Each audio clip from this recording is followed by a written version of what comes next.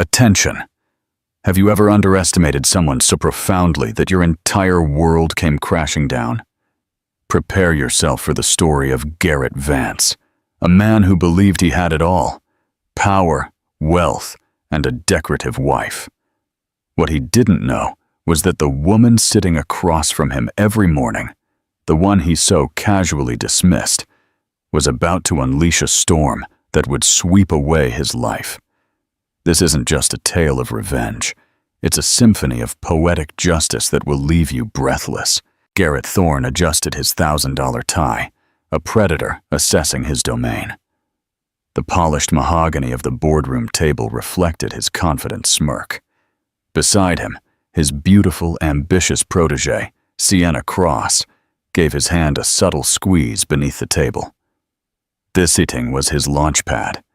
He was about to present his 5-year growth strategy to the mysterious new CEO of their parent company, Apex Strategies. A promotion to senior vice president was practically in his pocket. He just had to impress a corporate titan he'd never met. He leaned toward his rival, Rami Saeed, whispering with a smug chuckle, "I wish my wife could see this. She thinks my biggest decision of the day is what to cater for a luncheon." Little did he know, the most important decision of his day had already been made by the very woman he so casually scorned. The boardroom doors were about to open, and his entire world was about to burn to the ground. The golden cage. The morning ritual. The pale, indifferent morning sun filtered through the picture windows of the Manhattan penthouse.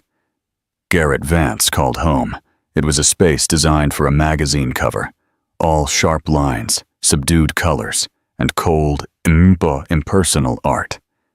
It was a testament to success, a monument to ambition, and as sterile as an operating room. Garrett stood before a full-length mirror, knotting a silk tie the color of spilled wine. Every movement was precise, practiced, a reflection of a man who believed he had total control of his universe. "Eleanor, have you seen my silver cufflinks? The ones from the Geneva trip?" he asked, his voice echoing slightly in the cavernous living space. He didn't turn around. He simply watched his own reflection, admiring the cut of his Italian suit. From the kitchen, a space of gleaming stainless steel and marble that rarely saw any actual cooking, appeared Eleanor Hayes. She wore simple gray yoga pants and a worn cotton t-shirt, her dark hair pulled back into a loose ponytail, and her face devoid of makeup. To a stranger, she was the picture of a subdued, comfortable homemaker. To Garrett, she was part of the decor. He had long ago stopped noticing her. "They're in your travel kit, on the dresser, where they always are," she said, her voice even and calm. She held a mug of black coffee, steam curling around her fingers. Garrett grunted, finding them exactly where she had said. "Right. Big day today. The final presentation to the new CEO of Apex." He snapped the cufflinks on. The metallic click punctuated the silence. "This is it, Ellie. The step into the C-suite. Everything I've been working for." "I'm sure you'll be wonderful, Garrett," she replied, taking a slow sip of her coffee. There was no emotion in her voice, just a quiet, observing tone that he found perpetually irritating. It was as if she were watching a play rather than living in the same reality as he was. "You could try to sound a little more excited," he chided, finally turning to look at her. He scanned her appearance with a faint, almost imperceptible frown. "You know this apartment, your charity lunches, the life you have. It's all because of these big days." Eleanor's deep, intelligent blue eyes met his. There was a flicker of something in them, neither anger nor sadness, but something far more complex. It was a look he hadn't been able to decipher in years. "I am aware of what you provide me, Garrett. I've never forgotten." The subtext was lost on him, or perhaps he chose to ignore it. He only saw the modest woman before him, the one who had abandoned her own promising career in software engineering 15 years ago when he'd received his first big promotion. It was his narrative, the one he had polished and perfected. Over time, he had ascended, and she had acquiesced. He had graciously allowed her to retreat to a life of leisure while he battled the titans of industry. "I have to bring Sienna with me," he stated, the affirmation sounding more like a declaration than a request for opinion. She was instrumental in compiling the data for the presentation. It's good exposure for a junior analyst. Eleanor's expression didn't change. She just nodded slowly. Sienna Cross, the blonde from the marketing department, the one you mentored at the Aspen Company retreat. Garrett felt a brief, unpleasant jolt. He hadn't realized Eleanor paid such close attention. "Yes, that's the one. She's brilliant, eager to learn." He conveniently omitted that Sienna was 26, adored the ground he walked on, and had spent the previous night in a hotel room with him, celebrating his pre-victory.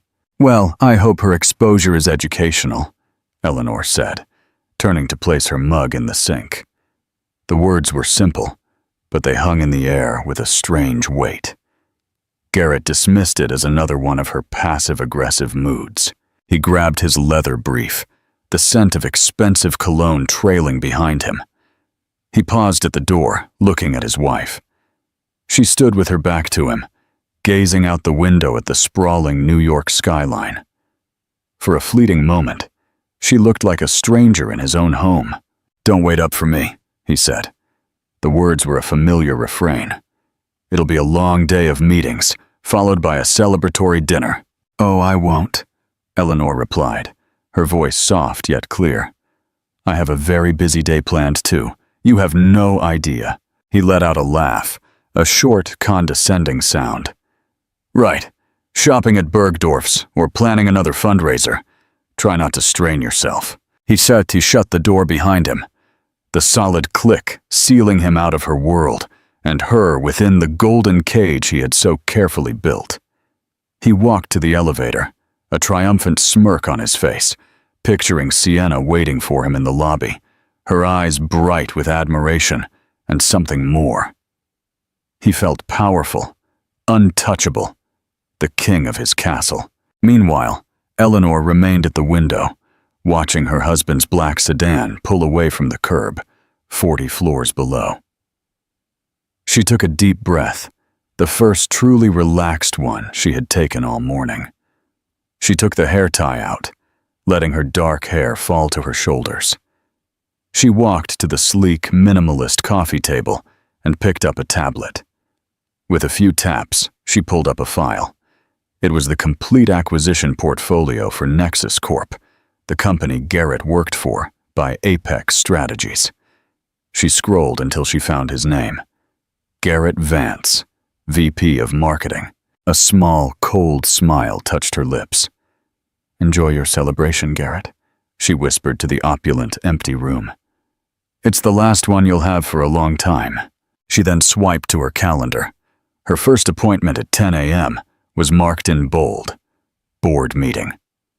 Introduction to Nexus Corp executive staff. The ride to the fall. Sienna's revelation. The leather seats of Garrett's Mercedes were the color of rich cream, a stark contrast to the vibrant red of Sienna Cross's dress. The dress was a strategic choice, bold enough to be memorable, yet elegant enough to scream ambition rather than desperation. "Nervous?" Sienna asked, her voice a purr. She ran a perfectly manicured finger across the dashboard. Garrett laughed, a deep, confident sound that filled the car. "Nervous, Sienna? Nervousness is for the unprepared. We've run through this presentation 100 times. The numbers are solid. My strategy is revolutionary. This new CEO, whoever he is, will have no choice but to be impressed."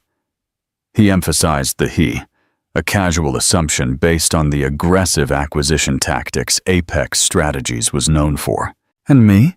she asked, turning in her seat to face him. "Will they be impressed with me?" "They'll see a sharp, dedicated analyst who supports her VP," he said, reaching out to put a possessive hand on her knee. "Just stick to the script. Leave the talking to me, unless directed a question. Answer concisely. Look smart. That's all you have to do. This is my show." Sienna's smile tightened almost imperceptibly. She craved the spotlight, but understood the hierarchy. For now, she was his accessory, the brilliant but subordinate mind who helped the great Garrett Vance achieve his destiny. Her moment would come. She believed his promises, that once he was promoted, he'd create a new director role just for her, and that he would finally leave his boring, passionless wife. "Catherine didn't seem to mind that you brought me," she said, testing the waters as she often did. "She never suspects," Garrett scoffed, his eyes on the traffic. "Ellie stopped paying attention a decade ago. She lives in her little world of charity galas and book clubs. I doubt she even remembers your name. To her, you're just an intern I'm magnanimously giving a career boost. It's the perfect cover." The phrase de bois mercier. The perfect cover stung Sienna more than she let on. She wasn't a cover. She was the future. She was the one who understood his ambition, who matched his drive. Catherine was a relic, a ghost of a past life he hadn't quite managed to shed. She just seemed so placid, Sienna mused. When I saw her at the company Christmas party, she barely spoke. She just stood there smiling. It was a little sad. "It's not sad. It's comfortable," Garrett corrected. "She has everything a woman could want without having to lift a finger. I gave her that. She should be grateful." He truly believed it. His guilt over the affair was a tiny, shriveled thing, easily overshadowed by his sense of magnanimity. In his mind, he was providing for 2 women. He was a modern patriarch. They soon left the congested city streets, turning onto the private access road that led to the Apex Strategies corporate tower. The building was a spear of smoked glass and obsidian steel piercing the New York sky. It was a statement of pure, blatant power, dwarfing the more modest headquarters of Nexus Corp. When Garrett pulled into the reserved underground parking spot, a valet rushed to open their doors. Sienna felt a genuine chill of awe. This was the major league. This was where fortunes were made and empires were forged. "All right," Garrett said, turning to her before they stepped out. He looked her up and down, his eyes lingering on the tightness of her dress. "You look perfect. Remember the plan. We're a team, but I'm the captain. Follow my lead, and tonight we'll be celebrating your future boss's promotion to SVP." He sealed the promise with a quick, hard kiss that tasted of coffee and ambition. Black Pawn, the grand reveal. The Nexus boardroom. They ascended in the silent, high-speed elevator to the 60th floor, the penthouse level. The doors opened, not to a reception area, but directly into a vast, minimalist atrium with a panoramic view of the city. The air was cool and smelled faintly of ozone and money. A severe-looking woman with a sharp haircut and a tablet met them. "Mr. Vance? Ms. Cross, welcome to Apex. The board is convening. Please follow me." "Hello." She led them down a hallway lined with abstract art that likely cost more than Garrett's car. Everyone they passed was impeccably dressed, moving with a silent urgency. The atmosphere was electric, a sharp contrast to the often complacent culture of Nexus Corp. Garrett felt his own confidence surge. He belonged here. This was his natural habitat. He gave Sienna a reassuring wink. He was her guide in this rarefied world, her benefactor. The assistant stopped before a pair of imposing frosted glass doors. "They're ready for you. Mr. Sterling is already inside." Richard Sterling was the outgoing CEO of Nexus Corp, a man in his 60s, happy to take his golden parachute and retire to Florida. He was a formality, a bridge between the old and the new. The real power, the person Garrett had to conquer, awaited behind those doors. Garrett smoothed his suit jacket, took a deep breath, and pushed the door open, stepping into the brightest, most intimidating boardroom he had ever seen. The Apex Strategies boardroom was less a room and more a theater for corporate warfare. One entire wall was a seamless glass panel, offering a godlike view of the city. The table was a single colossal slab of polished granite, so dark it seemed to absorb the light. Seated around it were a dozen individuals who radiated an aura of quiet, lethal competence. These were the Apex executives. At the head of the table sat Richard Sterling, looking more like a guest than a host. Garrett scanned the faces. There was the CFO, a severe-looking man in his late 50s. The head of legal, a woman with keen, intelligent eyes, Ava Thorne, and several other VPs he recognized from industry publications. They were the sharks, and he was here to prove he was one of them.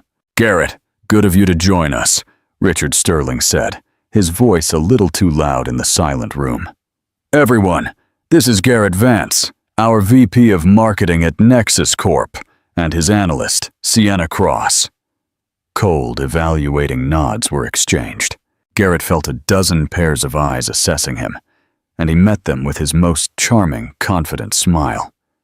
He and Sienna took the two empty seats opposite the core board members. He placed his sleek laptop and leather folio on the table, his movements economical and self-assured. Rami Saeed, his internal rival and VP of Operations, sat a few chairs down. Rami gave him a tense, professional nod. Garrett saw the flicker of jealousy in Rami's eyes, and he savored it. Rami had come alone. Garrett, on the other hand, had brought his star protege, a visual testament to his leadership and eye for talent. "We are just waiting for our new CEO to join us," stated Ava Thorne, the sharp legal counsel. Her voice was crisp and brooked no argument. "She is finishing up a call with our Tokyo office. The word she registered in Garrett's mind with a flash of surprise. He had automatically assumed the new boss would be a man. A female CEO in this aggressive tech acquisition space was rare. He mentally recalibrated. This was even better. In his experience, he was excellent at charming, powerful women, at playing the role of the indispensable, brilliant male subordinate. To fill the silence, Richard Sterling began making compliments. "Garrett has been with Nexus for 12 years, a real pillar of the company. His marketing strategies were key to our growth back in the early 2010s. It was a faint compliment that referenced past glories. Garrett felt a spike of irritation. He was about to unveil the future, not revisit the past. He directed a charming smile toward Ava Thorne. "Richard is too kind. The past is prologue. I'm far more excited to discuss the next 5 years.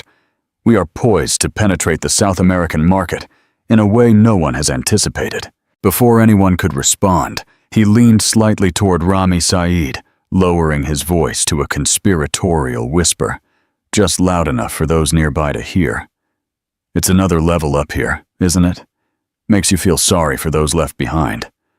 I spoke to Ellie this morning. She was agonizing over which caterer to use for a luncheon. God bless her." He shook his head with a look of affectionate exasperation. "Different worlds." Rami offered an evasive grunt, but Garrett knew the seed was planted. He was painting a picture of himself, a high-flying executive, unencumbered by domestic triviality. Being married to a simple woman who managed the home while he conquered the world was a part of his personal brand. Sienna, sitting beside him, subtly preened, feeling the implied contrast. She was part of the real world. His world. The tension in the room suddenly shifted. A palpable wave of deference and respect swept through the Apex executives as they subtly straightened in their chairs, their eyes pivoted toward the frosted glass doors. The quiet chatter ceased. "Looks like showtime," Richard Sterling murmured, with a hint of relief in his tone. Garrett felt a jolt of adrenaline. His moment had arrived. He smoothed his tie one last time, squared his shoulders, and focused on the entrance. He readied his power smile, the one that conveyed equal parts respect and ambition. This woman, whoever she was about to meet the man who would be the most valuable asset in her newly acquired company. He would make himself undeniable. The heavy glass doors slid open with a faint hydraulic hiss. A pair of expensive-looking, yet discreet black heels clicked determinedly on the marble floor. They were followed by the sharp crease of a navy pantsuit, tailored with a precision that bespoke immense wealth and a refusal to compromise. The woman who walked in was tall and moved with an unshakable poise that instantly dominated the room. Her dark hair, which Garrett had last seen in a messy ponytail, was swept back into a sleek, neat bun at the nape of her neck. Her face, bare of makeup this morning, was now skillfully and minimally enhanced to highlight her strong cheekbones and penetrating blue eyes. She was not smiling. Her expression was one of cold, distant authority. She walked toward the head of the table, her gaze sweeping over the gathered executives, acknowledging each with a slight, almost imperceptible nod. And then her eyes landed on him. For one horrifying, paralyzing second, Garrett Vance's world stopped spinning. The blood drained from his face, replaced by an icy terror that started in his gut and spread through his veins. His confident smile dissolved, his mouth falling slightly open. The room, the table, the people, everything blurred into a meaningless background. There was only her, the modest homemaker, the woman he thought was deciding on canapés, his wife. She stopped at the head of the table, placing a thin tablet in front of her. Her voice when she spoke was not the soft, familiar tone he heard over breakfast. It was a voice tuned for command, crisp, clear, and carrying an edge of steel. "Good morning, everyone. I apologize for the delay. Thank you all for being here. For those of you from Nexus Corp, whom I have not had the pleasure of meeting, my name is Eleanor Hayes. I am the founder and CEO of Apex Strategies." She paused, letting her name, her maiden name, and her title sink in. Her cold blue eyes then moved deliberately around the table, past the other executives, past Rami Saeed's stunned face, past Sienna's total confusion, and locked directly onto her husband's. A flash of something cold and sharp passed through them before she addressed him directly. Her voice cut across the stunned silence of the room. "Mr. Vance, it is a pleasure to finally meet you in a professional capacity." The words Mr. Vance hit Garrett with the force of a physical blow. It was the name of a stranger, a subordinate, a line item on a balance sheet. In that single formal address, 15 years of shared history, of intimacy and marriage, evaporated. He was no longer Marcus, her husband. He was Mr. Vance, the employee. His mind scrambled frantically, trying to assemble the collapsing puzzle pieces. Eleanor Hayes. Hayes, her maiden name. The name on her old university degrees, the ones he had packed away in a box in the attic. Artifacts of a life he thought she had left behind. Apex. Hayes. The connection was so obvious, so insultingly simple, that it had never occurred to him to make it. He stared at her. This woman in the power suit who looked like his wife, but felt like an alien queen. The quiet observer at his breakfast table was gone. In her place was a formidable executive who held his entire future in the palm of her hand. The condescending joke he'd made to Rami Saeed moments earlier replayed in his head. Every word an injury, self-inflicted. The humiliation was a physical sensation, a hot blush that crept up his neck and burned his ears. Next to him, Sienna was a statue of confusion. She looked from Eleanor to Garrett and back again, her brow furrowed. The resemblance was undeniable, but the context was impossible. She watched the blood drain from Garrett's face, the rigid terror in his posture. A sickening, mounting comprehension began to curdle in her stomach. this powerful, intimidating woman. It couldn't be. Eleanor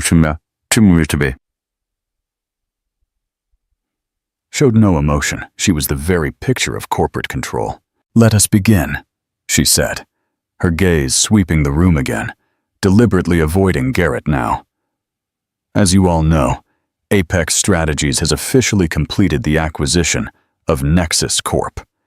For many of you at Apex, this is business as usual.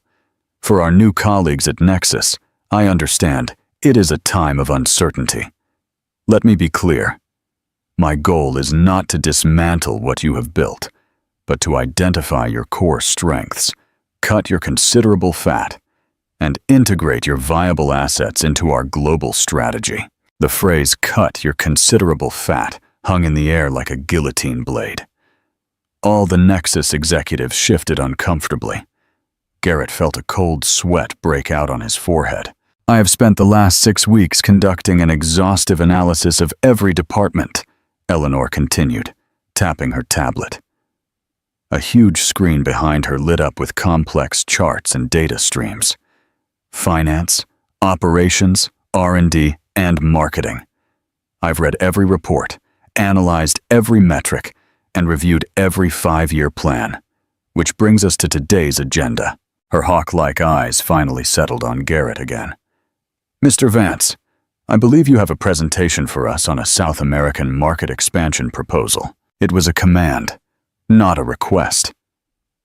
Garrett's throat was dry. His hands on his laptop trembled slightly. All the confidence, the arrogance he had walked in with, had evaporated. He felt naked, exposed, a fool in a $1,000 suit. He looked at the faces around the table. The Apex executives watched him with predatory curiosity. Rami Saeed stared intently at the table, refusing to look at Garrett, affording him the small mercy of not witnessing his complete and utter annihilation. And Sienna? He risked a glance at her. Her face was pale, her lipstick suddenly garish. The confusion in her eyes had been replaced by the horrified realization of a person who willingly walked into a trap. The boring, placid wife was the CEO. The woman he had dismissed as a sad relic was about to decide his fate. The annihilation, the presentation dissected. "Mr. Vance!" Eleanor's voice was sharp, now impatient. Ava Thorne, the keen legal counsel, who was clearly Eleanor's second-in-command, leaned forward slightly. "Perhaps Mr. Vance is not feeling well. The pressure of presenting to a new board can be significant." The undertone was mocking, and Garrett knew she was in on it. She knew everything. Gathering every last shred of his professional facade, Garrett cleared his throat. "No, I'm fine, of course. My apologies, Madame CEO." The honorific felt acidic on his tongue. He opened his laptop, his fingers clumsy on the keys. The presentation he had been so proud of now felt puerile. A child's crayon drawing submitted to a master artist. He clicked the file open. The title slide, Nexus Corp Conquering New Frontiers, created by Sienna, appeared on the main screen. It felt like a joke. He was the one who had been conquered. "Please," Eleanor said, gesturing at the screen for him to proceed. "Dazzle us." Her voice was laced with an irony so cold, so sharp, it could have cut diamonds. As Garrett opened his mouth to speak, he knew he was no longer fighting merely for a promotion. He was fighting for the last vestiges of his professional life in front of the woman whose life he had so completely and foolishly underestimated. Garrett began to speak. His voice, a strained, hollow version of his usual confident tone. He tried to fall back on the familiar cadence of his pitch, the practiced words and compelling narrative he and Sienna had rehearsed until it came naturally. But the words felt alien in his mouth, the concepts fragile and transparent. Every assertion of projected growth and synergistic opportunity sounded like a desperate lie under Eleanor's unblinking gaze. She let him speak for exactly 7 minutes. He was just at his crescendo point on the market penetration strategy for Brazil, when her voice cut his presentation like a surgeon's scalpel. "Mr. Vance, a question." He stopped mid-sentence. "Yes, Madame CEO." Eleanor slid a finger across her tablet, and the main screen behind her instantly changed. His meticulously crafted slide was replaced by a dizzying array of spreadsheets and market analysis reports. "Your entire projection for the Brazilian market relies on a 15% annual growth in the consumer electronics sector, with a primary focus on the affluent urban demographic. Is that correct?" "Ah, yes, our data indicates—" "What data?" she interrupted, her tone clinical. "Because my data, compiled from 3 independent global analysis firms, indicates sector growth has stalled at 4% for the last 18 months, with a projected ceiling by CIPA for the next 3 years due to recent tariff implementations. Furthermore, the most significant growth is not in the affluent urban sector, which is already saturated, but in the emerging middle class of secondary cities, a demographic your plan entirely ignores." A murmur went through the Apex executives. They were looking at the data on the screen, then back at Garrett, their expressions ranging from disappointment to sheer disdain. "Additionally," Eleanor continued, relentless, "your proposed distribution and logistics partner, a company called Logistic Azul, is currently under federal investigation for bribery and is on the verge of bankruptcy. Did your due diligence not uncover this?" Garrett froze. That was a detail Sienna should have verified. He shot a look of panic in her direction. Sienna looked like she wanted the floor to swallow her whole. Her face was ashen. She was shrinking in her chair, trying to become invisible. We were assured of their stability," Garrett stammered, the excuse sounding pathetic even to his own ears. "Assured." Eleanor's eyebrow arched slightly. "Apex does not operate on assurances, Mr. Vance. It operates on verifiable facts. Your proposed marketing budget, $50 million for the first year, is not only inflated, but is aimed at the wrong people in the wrong places, using a potentially criminal partner. Other than that, it's a stellar plan." The sarcasm was devastating. Some of the Apex board members could not suppress faint, cruel smiles. Rami Saeed stared fixedly at the table, refusing to look at Garrett, affording him the small mercy of not witnessing his complete and utter annihilation. Eleanor was not finished. She systematically, and without a shred of emotion, dismantled his entire presentation. She questioned his advertising spend, pointing out his media buying plan was based on audience data from 3 years ago. She shredded his staffing plan, noting he had budgeted for a huge new office in Sao Paulo, completely failing to consider a more cost-effective remote workforce, a model Apex had perfected. With every point she made, she was not just destroying his professional credibility, she was annihilating the central myth of their marriage. He was the brilliant entrepreneur, the titan of industry. She was the home manager. But in this room, it was clear who possessed the superior intellect, the sharper instincts, and the more rigorous work ethic. He had been playing checkers while she was mastering multi-dimensional chess. Finally, she directed her attention to the projections. "Ms. Cross," her voice said, making Sienna jump in her seat. "I see you co-authored this report." Sienna swallowed hard, her voice a tiny squeak. "These sales projections," Eleanor said, circling a number on the screen with a digital red pen. "A 400% market share increase in 2 years. What model did you use to arrive at this figure?" It was a proprietary algorithm based on synergistic market capture," Sienna managed, reciting a meaningless buzzword they had concocted to sound impressive. Eleanor's expression remained unreadable. "A proprietary algorithm? I see. You may show it to me.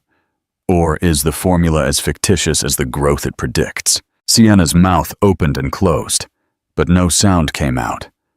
She was completely out of her depth. She was a junior analyst who had been so dazzled by her affair with a senior VP that she had neglected her work, assuming his authority would shield her from scrutiny. She had never imagined she would be vetted by a CEO who actually read the fine print. The illusion shattered. Garrett was not a god. He was a fraud. And she had hitched her career, her reputation, to him.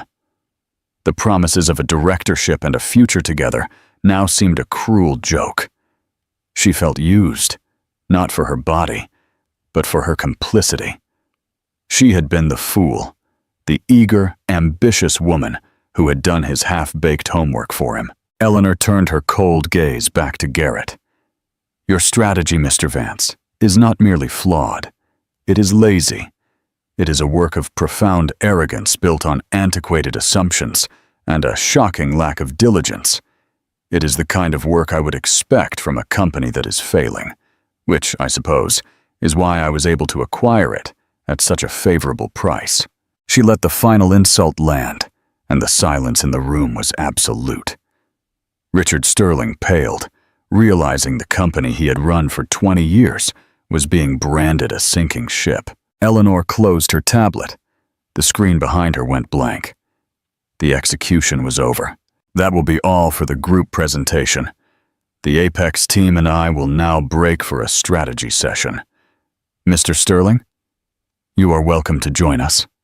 Mr. said, I would like you to stay as well. I have some questions about Nexus's operational efficiencies. She stood up. A clear dismissal. Mr. Vance, Ms. Cross? The words hung in the air. Excused. Dismissed like school children. All the other Nexus executives were being asked to stay, to consult, to be part of the future. But not him. Not the great VP of marketing. Dazed, Garrett closed his laptop. He couldn't bring himself to look at anyone. He could feel the weight of their judgment, their pity, their scorn. He rose on shaky legs. Sienna fumbled to gather her things. Her hands were shaking so badly she dropped her pen, which rolled under the massive table. She dared not retrieve it. She only wanted to escape. As Garrett walked toward the door, his professional life in ruins, Eleanor's voice stopped him one last time. It was softer now, but no less commanding. Actually, Mr. Vance, a word. In my office. Office now. Sienna fled the room without looking back. The heavy glass doors shut behind her, leaving Garrett alone with his wife, his new boss, and the broken fragments of his once perfect life. The correction. The ultimate closure. Eleanor's private office was adjacent to the boardroom. It was even more stunning. A corner suite with 2 walls of glass that made you feel as if you were floating over the city. The decor was minimal and tasteful. A large oak desk, a few pieces of modern art, carefully chosen, and shelves lined not with awards, but with books on economics, philosophy, and engineering. It was the office of a thinker, a builder. Garrett walked in like a condemned man, his footsteps silent on the plush gray carpet. Eleanor walked past him to stand in front of the window, her back to him, looking out at the city. The power dynamic was absolute. She did not offer him a seat. The silence stretched for one long, agonizing minute. Garrett's mind raced, searching for a strategy, an angle, a way to salvage this nightmare. Should he apologize? Plead? Feign ignorance? Rage? Every option felt futile. 15 years ago, Garrett, Eleanor finally said, her voice quiet and reflective. No longer the glacial CEO, but something far more dangerous. The woman he had wronged. 15 years ago, I had just received a patent for a data compression algorithm that was going to revolutionize the industry. I had venture capitalists lining up. I was 28. She turned from the window to face him. Her expression was not one of rage, but of weariness, as if examining a disappointing specimen. And then you got that promotion to senior director. You said we had to move to New York. You said you needed my support. You said one career in the family was enough, and yours was already on a clear trajectory. You asked me to choose. Ellie, he started, his voice cracking. No, she said, raising her hand. Let me finish. I was in love. I was naive. I believed in the partnership. So I chose you. I put my patent in a drawer. I put my dreams on hold. And I became Mrs. Eleanor Vance, the perfect corporate wife. I planned the dinners. I charmed your bosses. I created the serene, effortless home life that allowed you to focus solely on your ambition. Every word was a perfectly placed stone, building a wall between them. For a time, I even believed the story you told everyone, she continued, stepping closer. That I had simply retired. That I was happy with my charity work and book clubs. But then I started seeing it. The condescension, the little jokes at my expense, the way you would explain simple financial concepts to me, as if I were a child. You didn't just want a supportive wife, Garrett. You wanted a smaller one. You needed me to be small so you could feel large. He winced. The truth of her words was undeniable. He had done all of those things. I started getting bored, she said, her voice turning colder. And then, about 5 years ago, I got angry. So I took out that old patent. I used the inheritance my parents left me, the money you always called my little hobby fund, and I set up a small consultancy from the study you never used. I hired 2 brilliant young programmers. I worked while you were on your business trips and late-night client dinners. The pieces clicked together with nauseating clarity. The late nights she spent on her laptop that he dismissed as online shopping. Her frequent lunches with friends in the financial district. It had all been happening right under his nose. Vance Consulting became Apex Strategies, she stated simply. We don't just invest. We build. We create. We innovate. While you were busy rearranging the deck chairs on a stagnant company, I was building a fleet of battleships. And when the opportunity arose to acquire Nexus Corp, well, the irony was too delicious to pass up. Finally, the dam of Garrett's shock broke, replaced by a desperate, sputtering rage. So this is all an elaborate revenge plot. You bought my company just to humiliate me because I had an affair? Eleanor laughed, a short, sharp, humorless sound. An affair, Garrett. You are so stunningly arrogant. You think this is about Sienna Cross? She is a symptom, not the disease. I've known about your affairs for years. Tiffany, the paralegal 2 years ago, the one from HR before that. You are as predictable as you are pathetic. Your infidelity was only the confirmation of what I already knew. Our marriage was an empty shell, a business arrangement where I was the silent, unpaid partner. She walked to her desk and picked up a thick manila envelope, holding it out to him. This isn't about revenge, Garrett. This is about a course correction. My course correction. He didn't take the envelope. He knew what it was. Those are divorce papers, she said. My lawyers will be in touch with yours. The penthouse is in my name. My inheritance assets are protected. You will receive exactly what you are entitled to, per the prenuptial agreement we signed, which, if you recall, you insisted on to protect your future earnings. As for your professional life, her CEO persona clicked back on. Your performance today was abysmal. Your department is bloated and ineffective. Your leadership is based on ego, not results. You are an asset liability to my company. However, firing you on day one would be messy. So here is what will happen. Your department is being restructured, effective immediately. Your role as VP of Marketing is redundant. We are creating a new temporary position for you. Special Projects Consultant, reporting directly to Rami Saeed. The final, perfect humiliation. He would report to his rival. You will be tasked with overseeing the orderly transition of assets and accounts until your position is eliminated in 3 to 6 months. Your bonus is rescinded. Your stock options are now under the control of the new parent company. You will clear out your office before the weekend. Is that clear, Mr. Vance?" Garrett stood there, utterly defeated. He had lost his wife, his mistress, his job, his reputation, and his dignity in the span of a single morning. The man who had walked into the building as a king was walking out less than a commoner. He was a ghost, a footnote in the history of Eleanor Hayes's meteoric rise. "Ellie, please," he whispered the name, a desperate plea for a connection that no longer existed. Eleanor looked at him one last time, her blue eyes showing no hint of pity, only a deep, final sense of closure. "My name," she said, her voice as hard and beautiful as a diamond, "is Ms. Hayes." The epilogue, the legacy of STEM. 6 months later, the Madrid autumn gave way to the first hints of winter.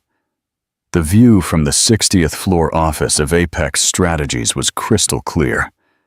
Eleanor Hayes stood at the window, not as a prisoner in a golden cage, but as a sovereign inspecting her realm. The company thrived under her leadership. She had cut the fat from Nexus Corp as promised, and reinvested in its R&D core, breathing new life into a company that had been slowly suffocating under complacent, egotistical management. Garrett Vance's tenure as special projects consultant had ended quietly. It was, by all accounts, a profoundly humiliating experience for him. Stripped of his title, his corner office, and his authority, he had been forced to witness the company he thought he knew, transformed by the wife he thought he owned. He had done the work assigned to him with a grim, joyless efficiency, a ghost haunting the halls of his former kingdom. 1 year after the acquisition, Eleanor's phone buzzed with a message from Ava Thorne. It was a link to an industry blog with a brief note.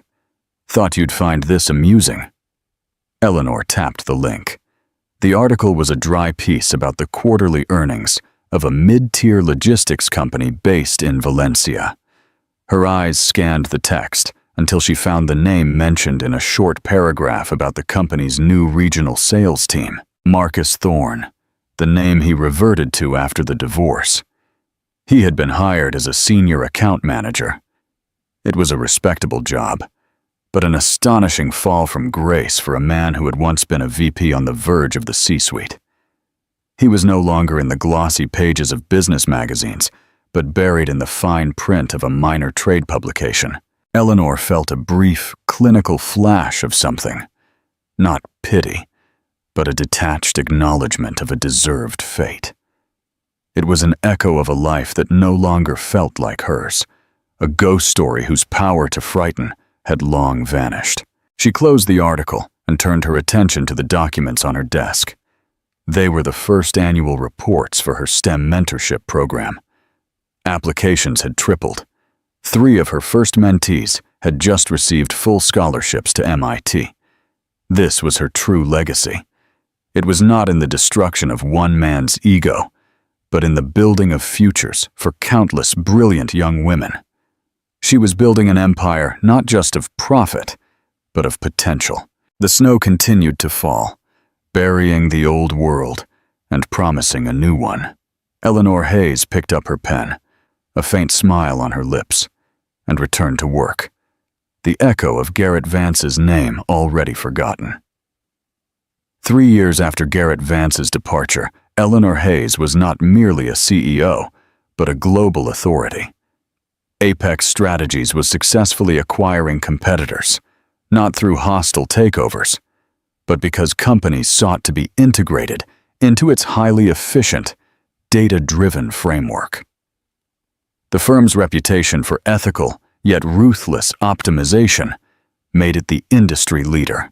Eleanor was in her New York office, preparing for a major merger announcement, when her assistant buzzed in. "Ms. Hayes, there's a highly unusual email. It's from a regional consulting firm in North Carolina. They've submitted a proposal for a major market data synergy project. You told me to vet all major new pitches personally, and this one stands out." "How so?" Eleanor asked, scrolling through an unrelated financial document. "The core analytical framework is structurally sound, highly original, and mathematically elegant, the assistant reported. It is frankly the best synthesis of emerging data we've seen this year. But the name of the lead consultant is Sienna Cross. Eleanor paused, her finger resting on the screen. Sienna Cross, the ambitious, dazzling junior analyst who had been Garrett's accomplice and had fled Nexus Corp the morning of the collapse. Eleanor had not destroyed Sienna's career, allowing her to find work in a smaller market, a deliberate act of choosing correction over annihilation. "Bring up her firm's profile," Eleanor commanded. The profile appeared. Sienna's firm was small, independent, and clearly successful. The arrogance had been replaced by a quiet professionalism in her corporate headshot. "She has done good work," Eleanor observed quietly. "The analysis is stellar. It's precisely the kind of diligence Garrett lacked." The team flagged her history with Mr. Vance and the Nexus debacle, the assistant noted carefully. "They want to know if we should redline the proposal for ethical concerns." Eleanor leaned back in her chair, a slight smile touching her lips. This was the true test of her philosophy. Her anger at Garrett had been extinguished. He had paid the price of irrelevance. But Sienna was still a liability, a living connection to the old wounds. "No," Eleanor decided. "Send the proposal to Rami Saeed. Tell him to vet the numbers and the legal framework, but to ignore the historical, ethical concerns. I want a full breakdown of the project's viability." 2 hours later, Rami Saeed, the new COO, entered her office, holding the proposal. "The numbers are flawless, Eleanor. It's brilliant work. It will save us 15% on Q4 forecasting." And the lead consultant, Rami, who had seen Garrett's humiliation firsthand, hesitated. "The name is uncomfortable, but if you're asking if she's capable of performing at an apex level, yes, she is. Then we will proceed," Eleanor confirmed. "But there will be one condition. We will absorb her firm's proposal and team, integrating them under a 2-year contract. Sienna Cross will report directly to you, Rami. You will mentor her. Her past association with the Nexus failures must be permanently overridden by her demonstrable competence at Apex." Rami nodded, understanding the subtle brilliance of the command. Eleanor wasn't rewarding Sienna, nor was she punishing her. She was validating the work while imposing a rigorous structure, a way to guarantee that Sienna's ambition would be channeled purely into results, with no room for personal politics. Eleanor Hayes had moved so far past petty revenge that she could now extract value from the very people who had once helped tear down her life. She saw Sienna not as a rival or a threat, but as a repurposed asset, a talented mind who had paid her dues and was now worthy of investment. Her final victory wasn't just building Apex strategies. It was using that empire to build a future where competence, not comfort or cruelty. Ultimate currency. Years turned into a decade. Eleanor Hayes was no longer just the CEO of Apex. She was a recognized leader whose ideas on data-driven ethics were reshaping global business practices. She sat in her office, high above London, gazing at the intricate network of lights below, the city's arteries and veins. She had built her empire using a singular, brutal truth. Unleveraged potential is the highest form of negligence. She thought of Garrett, somewhere in Valencia, a low-level manager whose life was now a footnote. She thought of Sienna, now a respected leader within Apex, who had paid the price of ambition but gained competency. She had turned the venom of their arrogance into fuel, and the wreckage of her marriage into the foundation of a global power. Her greatest achievement was not the billions in assets, but the system she had created. A system that could recognize and cultivate value in the unlikeliest of places, in a discarded patent, in an inheritance dismissed as a hobby fund, and even in a talented but misguided former rival. The ultimate irony, she realized, was that Garrett's insult, "You're comfortable, Eleanor," had been correct. He had mistaken her comfort for complacency.